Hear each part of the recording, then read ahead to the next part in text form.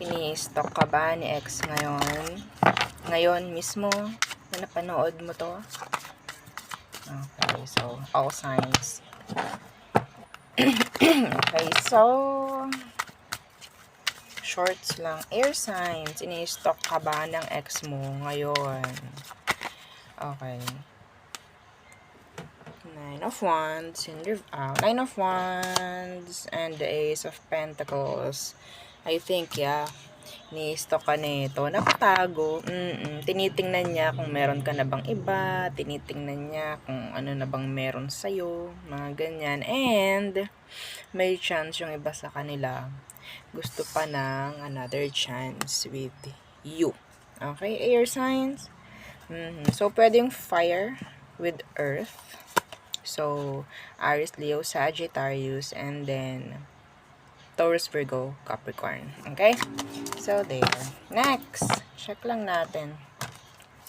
Ini-stalk ka ba ng ex mo? Ini-stalk ka ba ng ex mo? Fire signs. Ini-stalk ka ba ni ex?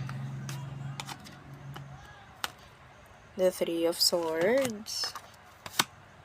The Knight of Swords.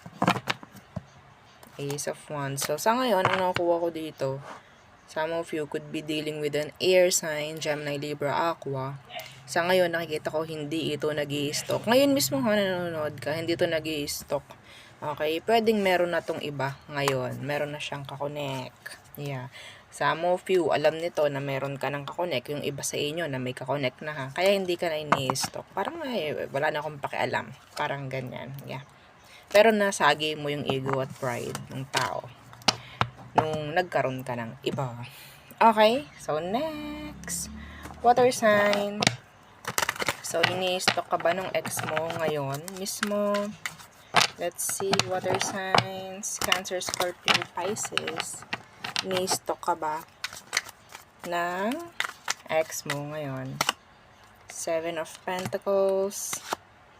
Four of Cups, I think so. And yeah, some of them, they're still waiting for you.